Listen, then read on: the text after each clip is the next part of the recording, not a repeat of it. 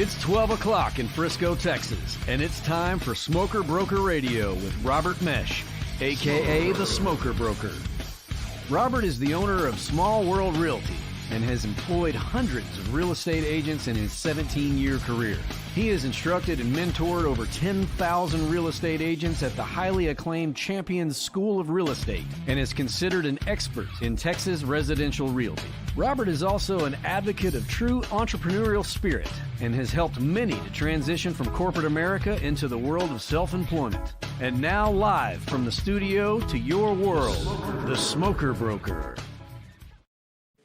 Hey, welcome to Smoker Broker. I'm Robert Mesh, and I am the guy they call the Smoker Broker. Hope everything's going well. It's hard to get a name like Smoker Broker. You have to be a competitive barbecue guy. You have to be a real estate guy, and that's not found too often out there. So it's a name I go by all the way across the state of Texas. A lot of people know me by that name, and I enjoy having it because I love barbecuing and I love doing real estate. I love doing real estate more because that's my livelihood, but got to have something to cut up on, and that's why I like to do the barbecue.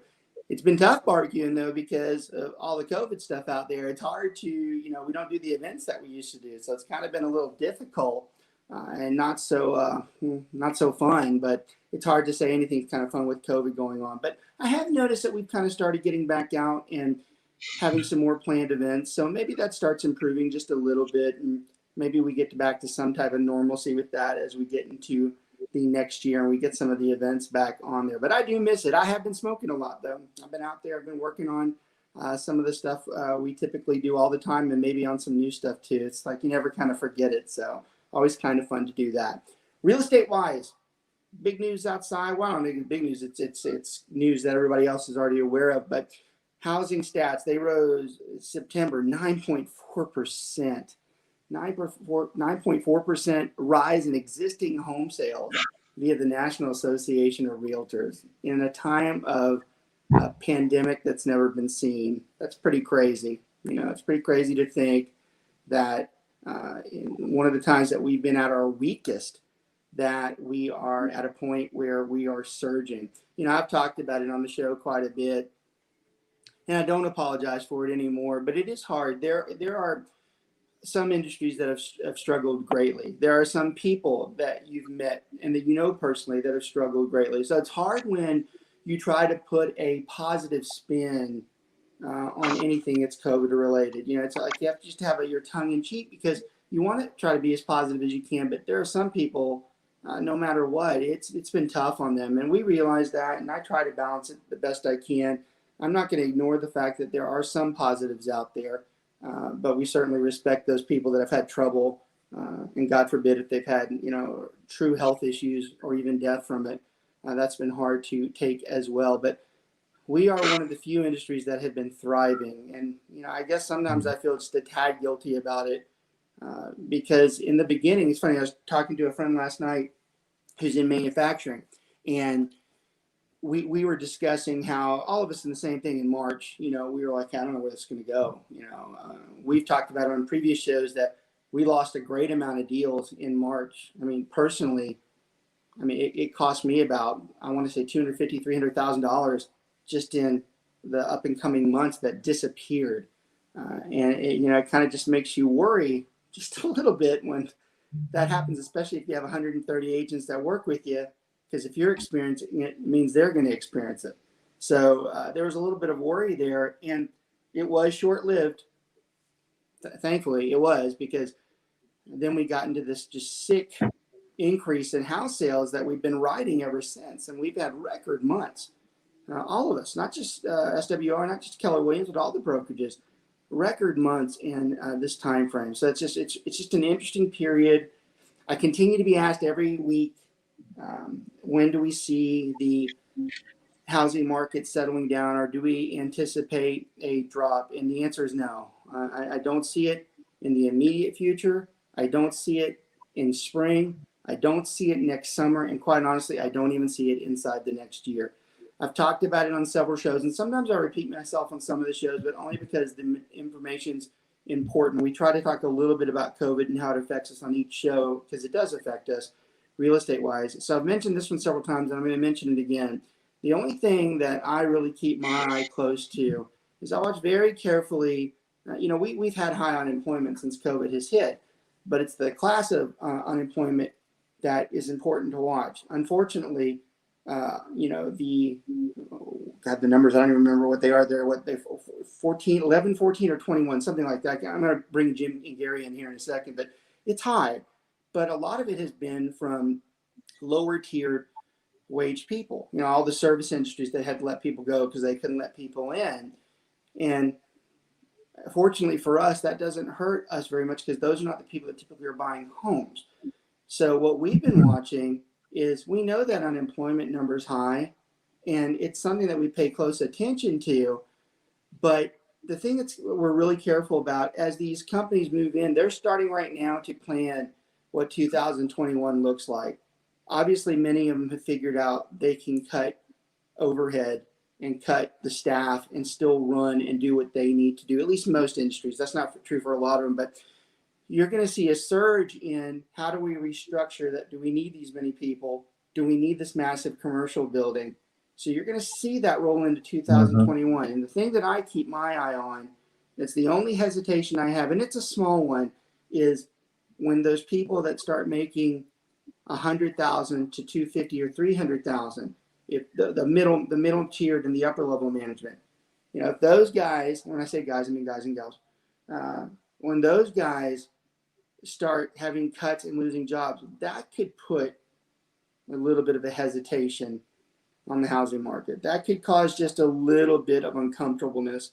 Now, the other side that makes me not worry as much about that, and I've talked a lot about this too, is the market's so low on inventory right now. It's so low on inventory. Money is so cheap to borrow that there's a backfill that even if that happens, you have so many people that want to buy houses right now that actually can't, or they can't get the ones that they want, that those people are waiting in line. And if that does happen, even though it's going to cause a decrease in some purchasing power, other people will still have it. And I think it's really going to keep the housing market going. I don't foresee the housing market really even having a hiccup inside the next year and really in the next 2 years. Those rates are not going to go up. The government's all but said they're not going to mess with them. I mean, they might go up. God forbid, they might go up to 4 or 5%, but they're not going to be at 6 or 7 or 8 for a long time, if ever. The federal government realizes that the housing market is what the economy stands on, and they're going to continue to make sure that that stays afloat. So for real estate agents, and we have a lot of real estate agents that watch the show, we average anywhere from 400 to 1,100 archive views a week. So there's a lot of people that watch the show for information, not only on current real estate, but the topics that we discuss. So that should be good news for everybody. It's good for up and coming agents. It's good for veteran agents as well, because we benefit from it too. I think one of the hardest things for a lot of the new agents out there has been, and I discuss this with my crew all the time, and like I said, I'm going to bring Jim and Gary here in a second. They run our stuff down in the Hill Country in Austin and San Antonio, and it's tough for them as well because we're normally seeing the people we bring in. We talk to them, we recruit them, and then we kind of nurture them in as they come into the system. But that has not happened in the last 6 months, and we've got people that we personally have not even met, and some of our offices, depending on what locations they're in, have been closed, even as of recently as last week. So it's difficult for the new agents as they're coming in to really get some type of comfortability. There's obviously been training, virtual like everybody's doing, but that's not the same for a lot of agents. So for the new agents out there, we always have takeaways from the show. Our first takeaway today is going to be, look, if you're new and you're feeling disconnected because you're not actually going into the office, don't. All right? That's okay. It's very normal right now. Yes, we are all in agreement that this is not the greatest time for a new agent to come in because of COVID, but it's still a good time for an agent to be a real estate agent. And there's a big difference between the two. So those of you who do feel disconnected, the offices always have a lot of in-person training. We do our shows, we do our training with our crews as well.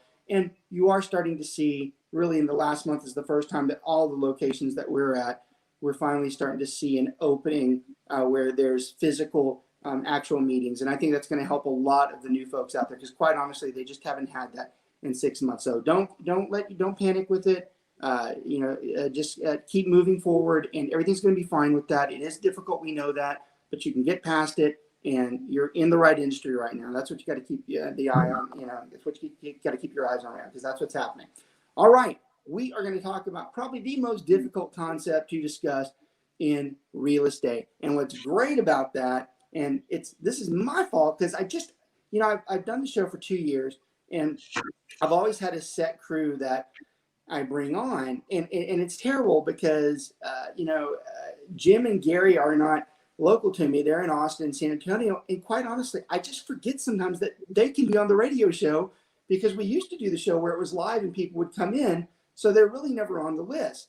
And I finally got to the point where I'm like, they should be on the show every once in a while because of their expertise and what it is that they do. So I couldn't have picked a better show for them to be on, because this is an upper level discussion we're having. This is not the most simplistic one. There are veteran agents that could watch this particular show that actually do not understand the topic, because it's just something that's not taught all that often. And of course, we're talking about intermediary agents.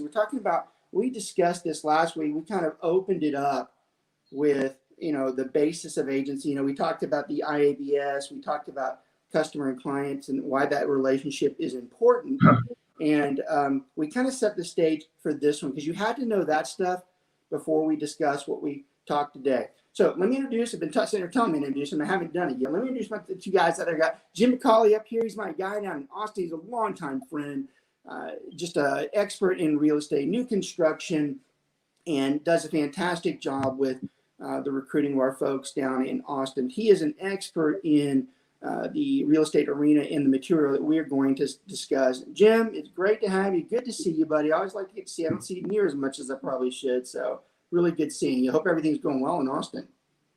Oh yeah, it's staying really busy. And it is, right? The market's still good down there. I like to see things open up.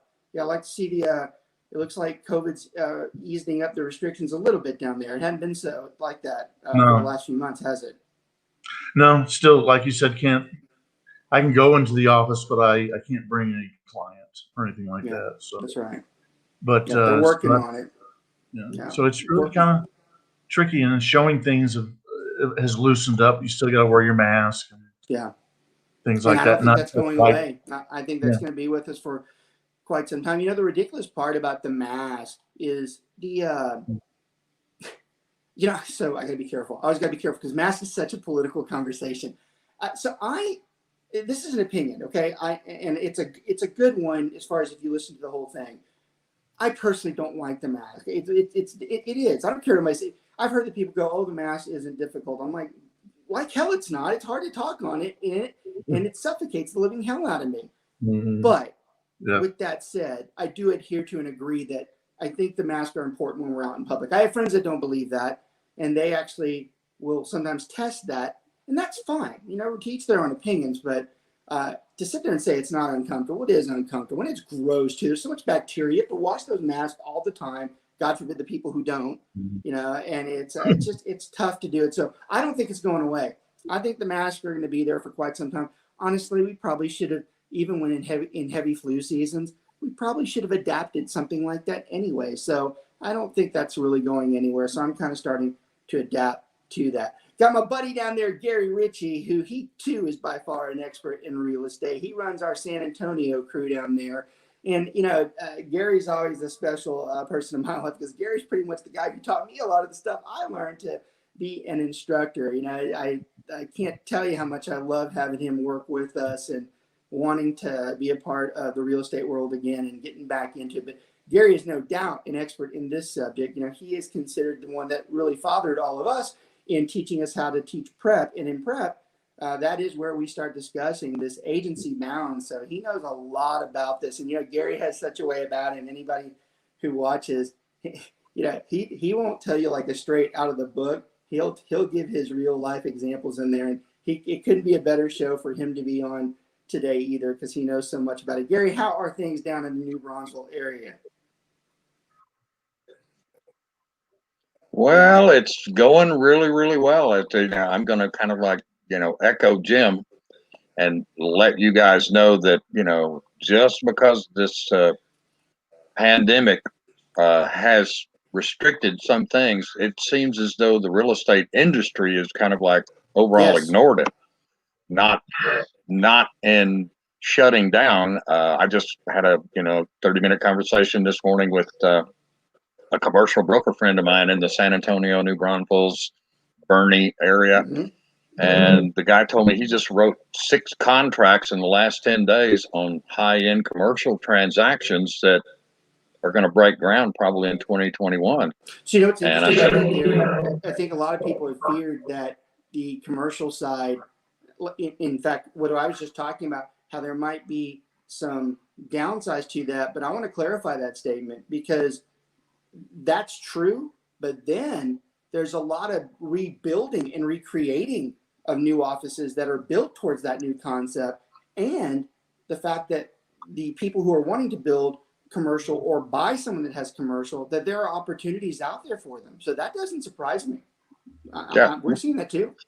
In our conversation, I said, well, is it slowed down? And he says, only in certain sectors. Right. And I think what we're seeing is a refocusing of how the future is going to be transacted in the real world of real estate. Right. It's going to be a little bit more virtual, but as far as housing, things of that nature, he said multifamily, developers are going big guns.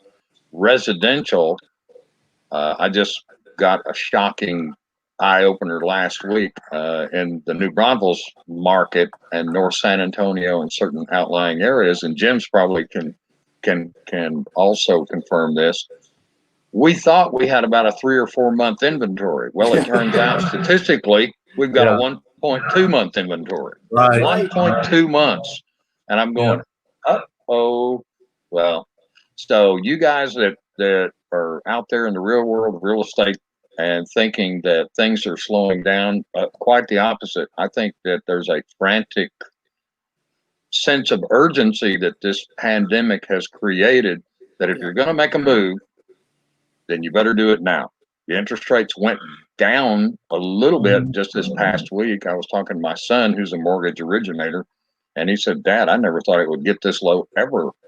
Gary, what's the highest you ever paid what's the highest interest rate you ever had on one of your houses? Well, now you're starting to date me, Robert, but I remember I bought and wrote a contract on a house, and I was really excited that I was only going to have to pay 15.9% for an owner-occupied 30-year fixed-rate mortgage. I love 15.9. What's that, Jim? I won't tell you what. I won't tell you what year it was.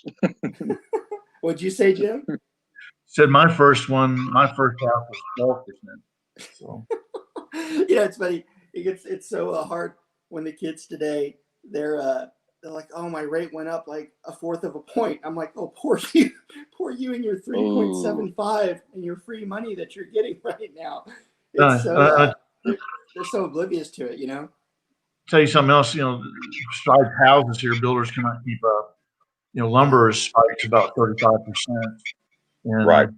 Lot sales are like crazy right now. Well, that's another thing I want to point out too. And again, I'm very fortunate to have the people I do that work with me, and we work together doing all this stuff.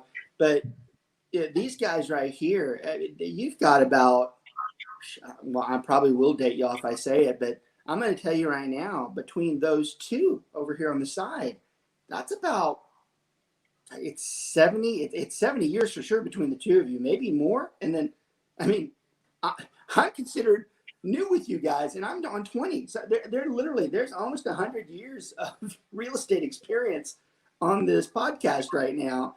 And I think that that's just something that's very beneficial for everybody out there, because, we're going to talk about intermediary, but we're also talking about what's happening inside of the market. These guys are making comments that way back when would have never existed. They're just like, that's not even possible. Yet here we are now talking about these interest rates with this cheap money. And then listen to what Jim said. Jim's talking about these housing projects, but then he said in the same breath that lumber is through the roof. No pun intended. I mean, it's expensive right now for the materials, yet they're still building. So those are all good signs of a healthy market. We do wish there was more inventory, and it's so terrible to say in the position that I'm in. I almost want there to be just a little bit of a slowdown so that the market can add some inventory, but I just don't think we're going to see it. All right, let's talk about intermediary. We laid down our foundation last week. Now we're going to get into, we stopped where we started talking about a buyer's rep agreement. So I want to talk to y'all about that because this is kind of a fun conversation, I guess from a comical sense, because this is the first area where some people get confused. A lot of people believe that the buyer's rep is what basically says that if you're a true agency or not, and a lot of people will define it that if you don't have a buyer rep agreement, that you're automatically a sub-agent. That's a misunderstood. There's possibilities to that, but it's a misunderstood topic because here's the thing. And again, apologies for, I know we go, a lot of people watch us nationwide and listen to us nationwide. This is going to be more Texas geared, but this is all the same conversation for dual agency in other states. So it still should have valid validity to what you're talking about. But in Texas, verbal agency, it's legal, all right? It's not suggested, and it's certainly not something that we encourage, but it's legal. Now, the reason why that's important is when you start talking about sub-agency, you start talking about representation, this is where the buyer's rep, I'll unfortunately call it the bra, and a lot of people don't like that, but look, it's just initials, right? So unfortunately, about the bra is what basically says that we are officially client and agent, in all my duties and responsibilities, and we documented it, which is absolutely the way we want this done. And per the conversation that we're having today, and here's another takeaway as we get into intermediary, and I'm going to be hypocritical in a second because I'm going to go the opposite way, but you should know when you are getting into an intermediary relationship, you do not have a choice. You do have to have a bra because it's the only place where we have written explanations that say you are willing and accepting of doing this. So if you are, those of you who don't do the bra, and a lot of you don't, which is surprising, but a lot of you don't, you can get away with that a lot of times. But the one issue you can't get away from it in is an intermediary. You actually have to give written permission from those clients to do the intermediary. So we're going to talk about a lot about that here in the next 20 or so minutes as well. So here's the thing about the bra. I'm going to give you a good example. Just for those of you who doubt that say, well, I have to have a bra to be a true agent. I'm going to use my brother as a good example. So if my brother comes into town and he wants to purchase a house, so he tells me he wants me to be his agent, at least he better. And then he says he wants me to do everything that I'm supposed to be a good real estate agent, right? He wants me to give my advice, my opinions, which we talked about this last week. This is huge in this conversation, right? So he tells me that. All right, now, not that I would ever do this, but let's just say I did anyways. Let's say I said, well, my broker requires that you sign this bra and this IABS because that's the procedures that we have in place. So then he just sits there and he looks at me. He goes, you're kidding me, right? You can't possibly think that you want me to sign something like that. He goes, I think we're good. I'm like, okay, whatever. Not again, we didn't go through this, but I want the example to be there. So he tells me to act on his behalf, tells me to give my advice and opinions to him, which again is referring to the actions of a client. We don't do that with the customer. We do it with the client, right? So I go through, find him some houses. We go look at a bunch of houses. Let's say he finds a house that's like $700,000 out there. He gets it. He goes to me and he says, I want you to tell me what you think, which is a trigger word for an opinion.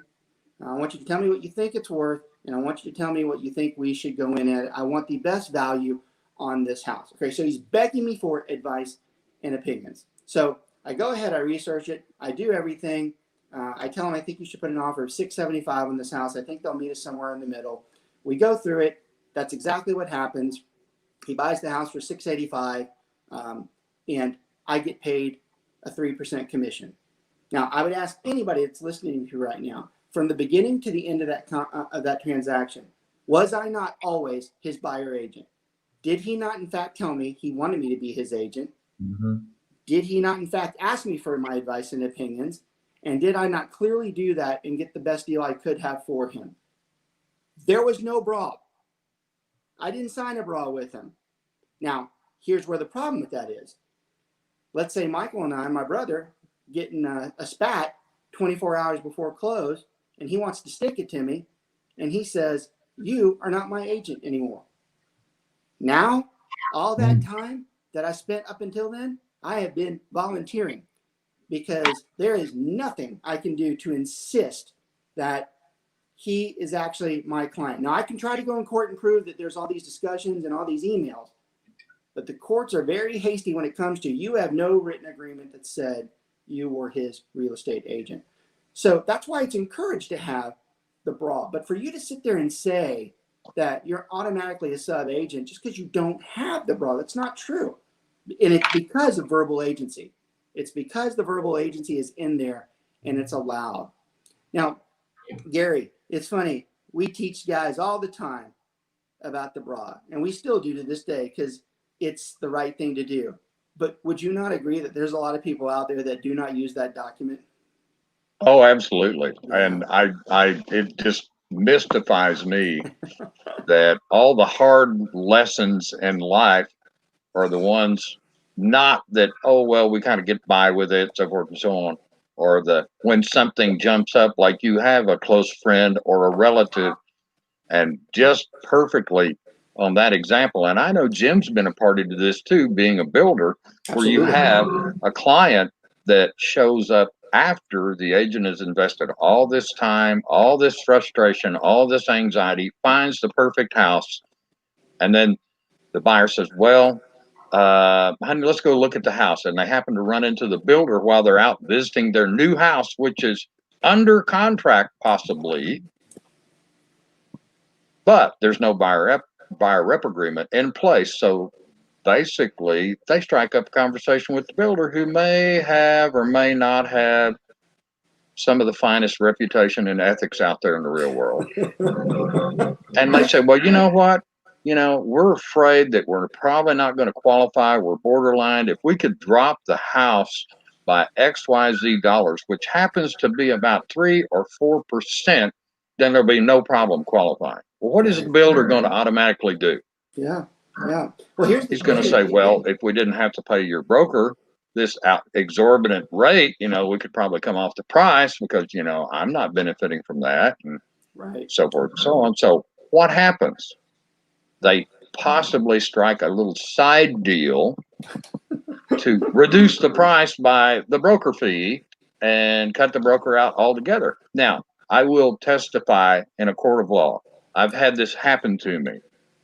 The exact scenario, not once, but twice. I'm not as smart as most people. The first time I thought, oh, well, hey, this, that, and the other thing. The second time, I had a very, very high producing real estate bride, and she looked at me and she said, you know what, as many years as you've been doing this and as much experience as you have, she said, you should know better than to work in the real estate business as this was her words exactly, stupid volunteer.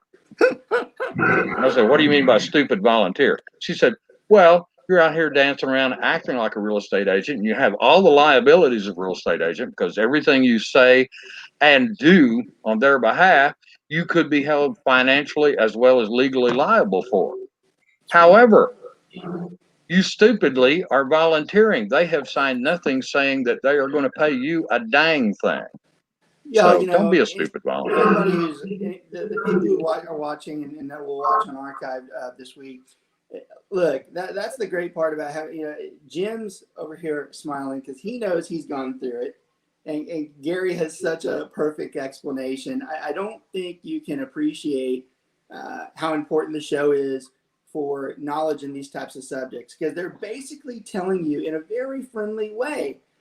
They're saying, this is the type of stuff that has happened to us. These are the things that happened to us. This is why we don't do those things anymore, or at least we know better than to do them anymore. Yet hundreds of agents on a daily basis don't have this document. And how interesting, Gary goes to the number one example of where that bra is very beneficial, because what he didn't tell you is if that situation does happen and you do have the bra and they do mysteriously or probably, like Gary said, go and strike a deal with the builder, and I don't take any pride in this, but that's when that conversation goes back to the builder and says, hey, FYI, they got a signed buyer's rep agreement with me. And now the builder might be like, well, all right, we'll go ahead and handle that. Or the builder might be like, well, that just sounds like a problem between you and the buyer.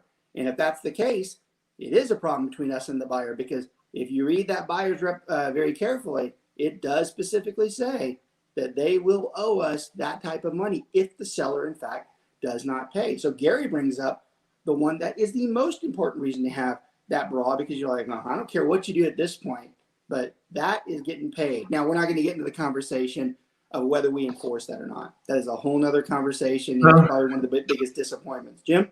I mean, the exact scenario is happening a number of times. I've had a spec hound representing a builder on, and the client will walk up and they fall in love with the house, but they've been working with this agent that's been taking them all over creation, showing them homes, and then they come sit down, they cut a deal with us, and Gary's right. All of a sudden, the builder's dropping that 3% mysteriously, and the deal gets done, and then I get a phone call from that agent going, hey, is so-and-so been by? I've never seen them. And I mean, we already got the deal done. It's fine. Yeah, it's super uncomfortable. And then I have to tell them, do you have a buyer's rep? Because that's your own hope at this point. That's right. It's unfortunate too, and I didn't plan on this being part of the conversation, but I'm going to say it just because it happened a couple of times this week. And it's happened in my entire 20-year career, and I know it's happened in y'all's career too, because it's an ugly truth about real estate. And this is a good takeaway from the show. Well, good or bad, the way you want to take it. There is a terrible sense of, in a very few people, but there are some, they have a sense of evilness in them. And I don't think they realize the consequences of their actions on someone like us. So, like, I'm going to share a private one. I had one this week that it was over a 24-hour time frame that I had actually contacted them, but they hadn't contacted me back. And this is a little off subject what we're talking about, but it's in the realm of what they're discussing about whether you have a rep and what the right thing to do is. And they came in and they happened to, they thought I didn't call them. So within 24 hours of them landing, they went and got somebody else to do the deal. It was like a $700K house. They found it in 2 deals. And I haven't even had time to get the buyer rep to them. And I've been talking to these people for a while now, but I hadn't physically gone out and done it. But the point I'm making, her response was, oh, I'm sorry that our schedules didn't work out. That sorry our schedules didn't work out just cost me $19,000. But to her, it's just a shoulder shrug. It's like, oh well. Just like Jim's people that are buying $1 million house that they've been working with all this time. Oh, well, I'm sorry it didn't work out. It's amazing how innocent people are with, if they lost $19,000, $20,000 or $30,000, they'd probably be vomiting in some type of toilet. Yet when they throw it to us, it's like a piece of candy, right? It's like, here, you should enjoy this. I'm sorry, So there's some truth to that as well. And there is a little bit, that is the tough part about real estate. You have to have real thick skin when we get into this. So I love that conversation. Love how that works into. So the reason why we're talking about this bra, and again, those of you tuning in lately, we're talking about buyer's representation agreement. If you caught the second end of that, this is a set point as we get into the agency conversation, because the listing agreement and the buyer's rep agreement both had the same literature in it about intermediary relationships. It basically tells the clients, or even the customers at that point, if they're not a client yet, it tells them what the responsibilities are. Now, we talked a little bit about this last week. They're never going to understand it. I mean, I personally believe that most agents under 5 years don't understand the subject because they haven't done it enough yet. You probably could even break that into 10 years if they haven't done it enough yet. And to think that someone from the general public who's sitting there listening to us while we're going over that has any idea what's about to hit them is probably remote at best, because they just don't understand the subject. Now, this is important because we're about to get into a live example, which y'all are really going to love, because I've taught this subject for many years, and I have perfected, like in less than 20 minutes, showing you how all this works together. And if you really follow it, right, it's going to help you as you go through this. And Jim and Gary are going to chime in here because they know these subjects as well. But ironically, one of the best ways to understand intermediary relationships, and it's hypocritical because I'm not a fan of it, is going through an open house. Okay? Mm-hmm. Because the open house has every type of opportunity for all types of agency to be discussed. Now, I joke about it because historically, open houses aren't the greatest thing. Now, they are right now. I will admit. Let me clarify. Like right now, open houses are good because you'll get some productivity in open house right now. Historically, that's not true. Historically, open houses are a waste of time. It's funny how the general public doesn't even realize that I love, and I said this last week too, but it's always worth repeating.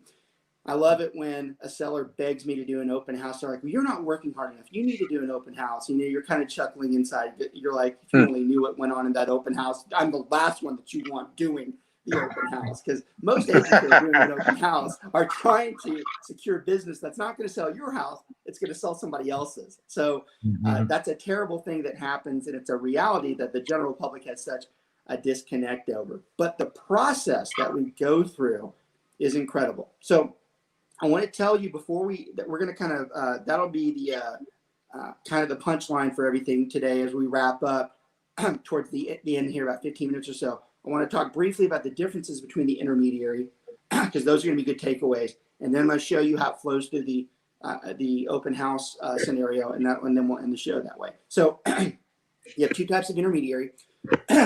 Excuse me. You have an intermediary with appointments. You have an intermediary without the appointments. Right. The intermediary is always the broker who is always going to be, just like the Latin term of intermediary says, always in the middle. Okay. They are not on one side or the other. They are always in the middle. That's what the intermediary stands for. Okay. So an intermediary with appointments is the easy one. And that's why we're going to talk about it first, because here's the thing. Nothing changes in the intermediary with appointments.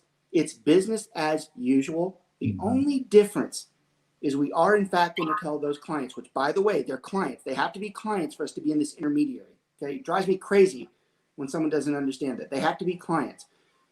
When we tell them this, we're going to basically say, just so you know, we work for the same broker and we're getting paid by the same broker. Other than that, everything is the same. We can give them all the advice and opinions we want. Nothing changes. So let's say Jim's the broker and that me and Gary work for him. So let's say Jim's the broker, I'm the listing agent, and Gary brings a buyer client. So I have a listing client, Gary has a buyer client. Gary brings his buyer client to my listing, and we want to do a deal. This is a classic example of an intermediary with appointments. Jim appoints Gary to the buyer, and he appoints me to the seller. It's not some type of graduation with tassels crossing. It is assumed that he has made the appointments, okay? So we have now been given the instruction that we can continue on, but we just have to tell him that we work for the same broker.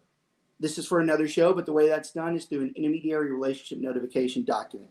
It basically says what I just told you. We appoint this person to that one, and we appoint this person to that one. Right. That's it. All right. And there's really, if you want to really look at the negatives, the only one close that you can really come to, and it so rarely happens, if you're in a mom and pop organization where there's only 2 or 3 agents and this situation happens, some could argue that there's a little bit of difficulty because even though they're able to give advice and opinions, are they really not doing things that's in benefit of the broker, and are they colluding? It's rare. Like when you're in the bigger firms, and bigger firms, I'm even defining by 10 or 15 agents, you really don't have to worry about that. The agents rarely interact with each other. You know, you want to know a funny thing about a disconnect. A lot of people, even if you're concerned that the 2 agents work for the same firm, that's actually the situation that you probably want, because most of the agents don't like each other in the brokerage and they want to do better than the other agents. So you're probably going to be represented better in that situation than if it was with an entirely different broker. But in the end, same thing, no big deal. Easiest part about the conversation. Intermediary without, far different, far uglier, and extremely discouraged by a majority of the brokers in the state of Texas. And quite honestly, my personal belief at some point might be washed away altogether, because sometimes some people will just say it just doesn't make sense to do it like that. So in this situation, and I teach like this a lot, you know, you can read books all you want, but it's these examples, like even watching the show and the way we're kind of role playing this helps you when you get out there, because you can go back to this. You wouldn't remember if we were giving you a bunch of verbal, but you can certainly remember if you go back to the example that we're doing. So in this one, Gary's not involved anymore. Let's say I bring one of my buyer clients to my listing client, okay? This is an intermediary without appointments. Jim is not going to appoint anybody to either side. So I'm responsible. Both these people are my clients, but here's the difference, and it's a big one. Now at this point, I can no longer give advice and opinions to either of those sides.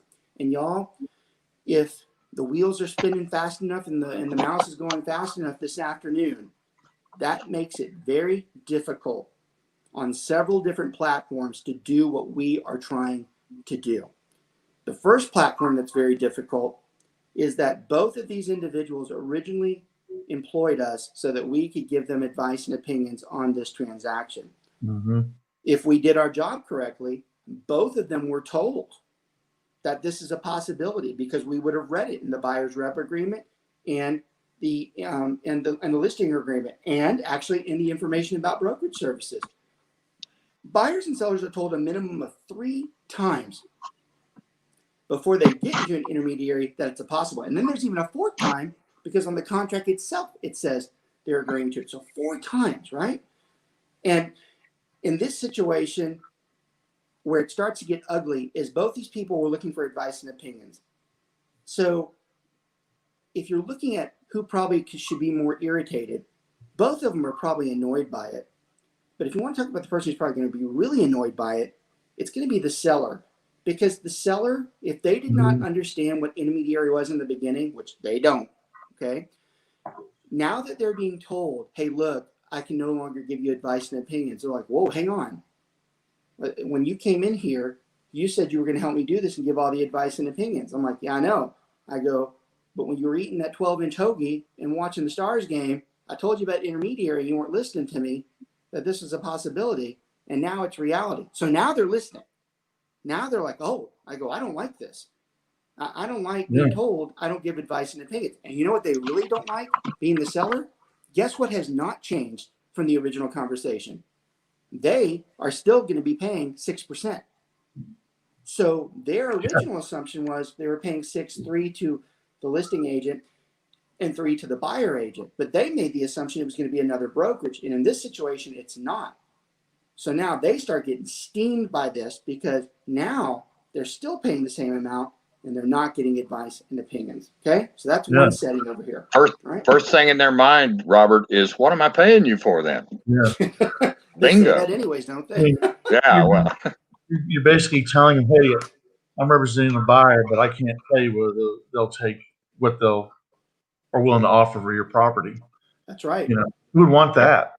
And here's something in your previous example is it really gets complicated.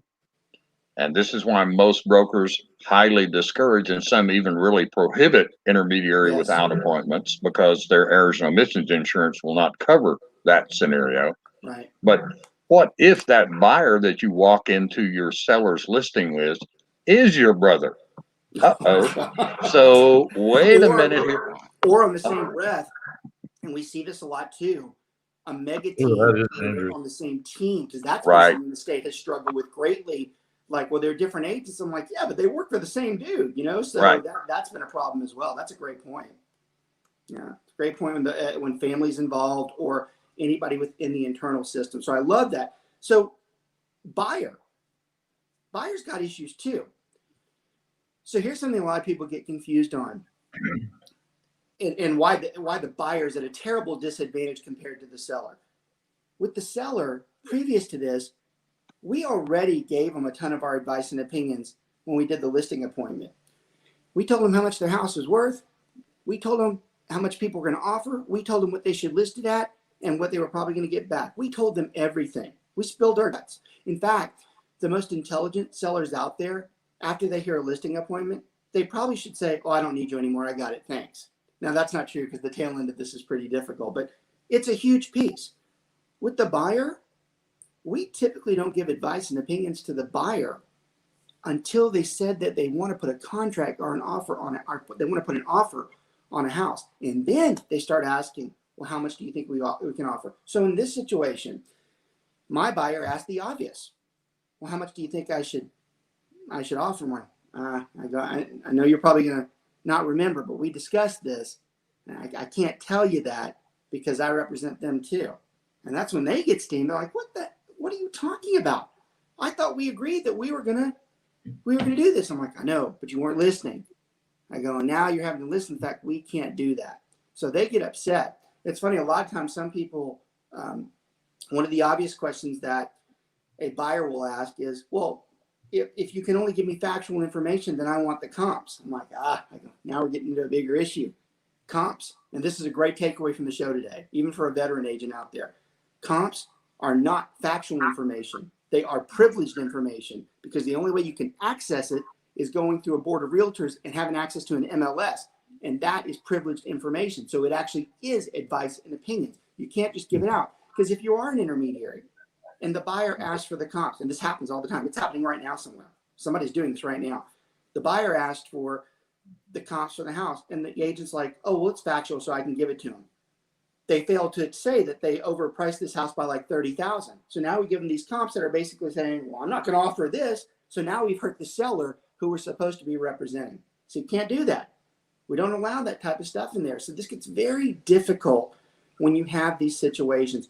And here's the silver lining to it. It's just like Gary said, nobody wants to take this route.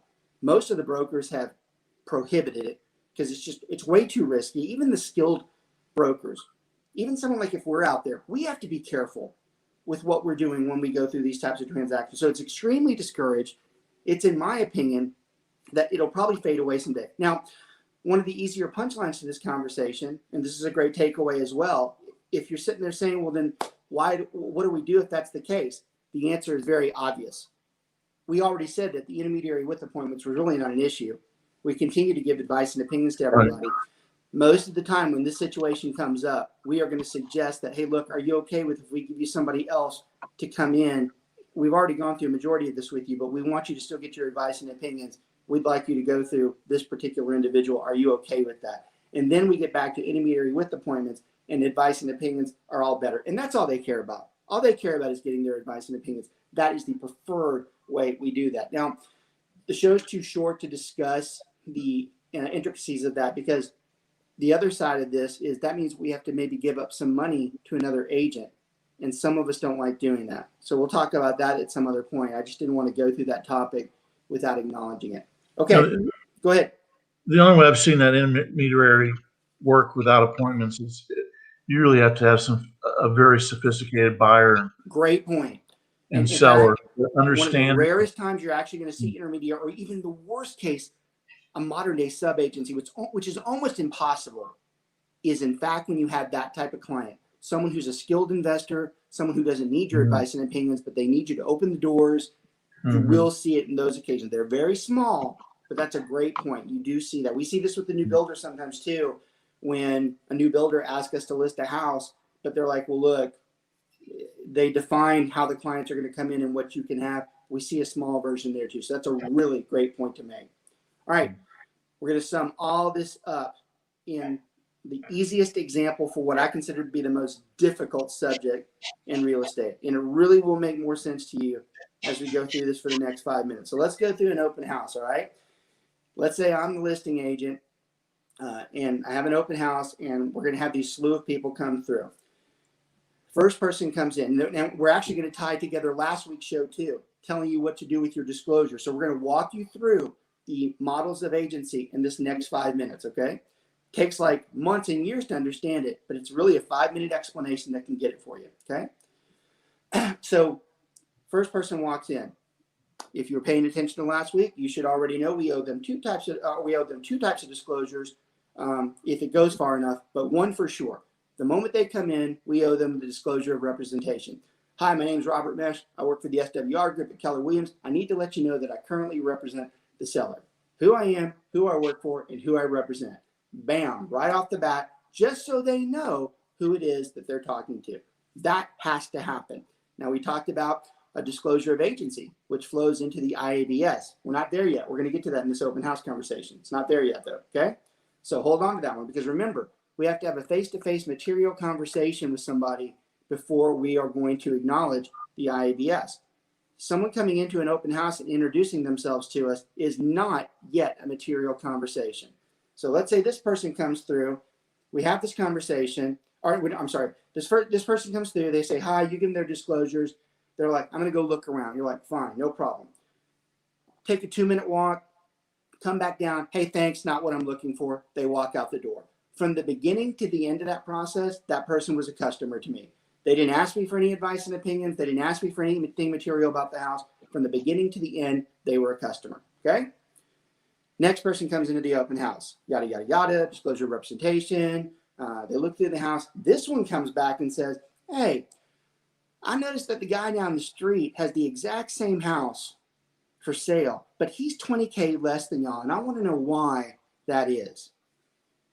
Now, here's where a lot of agents start to get in trouble, because the average agent doing an open house right now, they're taught to be polite, be knowledgeable, and answer questions, and there they go. The moment they open their mouth, they're breaking agency law, because whatever's about to come out of their mouth, if it's not, hey, I really can't tell you that because, as I told you, I represent the seller and I'm really not allowed to give you advice and opinions. If it's anything but that, whatever they're about to say is probably going to be in violation of agency law and get them in trouble. Because what most of them are going to say is, you know, that house is a little bit different. We can go look at it after you're done with this one, which is a terrible thing to say when you're trying to sell that particular house. Yet there you have some new agent that was told to go do an open house, and that's the first thing they say. We can go look at that if you don't like this one. Right? Happens all the time. Happened probably 5,000 times this weekend. Probably going to happen another 5,000 times in the upcoming weekend, because people don't know any better. They think they're doing good, but in reality, they're not. So you have all that going on, and they ask you that question. Now, the proper way to answer that question, if you're professional, you're like, hey, look, as I told you when you came in, I represented the seller. I really can't tell you those types of things that revolve around advice and opinions. And then you redirect. Then you're like, well, what did you think about the granite in the kitchen in this house? You want to get them away from the conversation about the other house. You want to redirect and say, what about this? Because remember, our number one priority is to sell that house. Now, if we exhausted all those offers or those efforts, and it is clear that they are not going to buy this house, now we get into the next stage.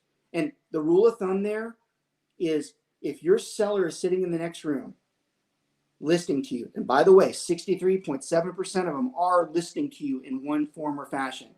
If they listen to everything you said, and when that buyer walks out, they put a hand up and give you a high five and say, you did everything you could. If you've done everything like that, now you can take the next step. Now you can take the next step and says, well, are you interested in anything else? What is it that you're looking for?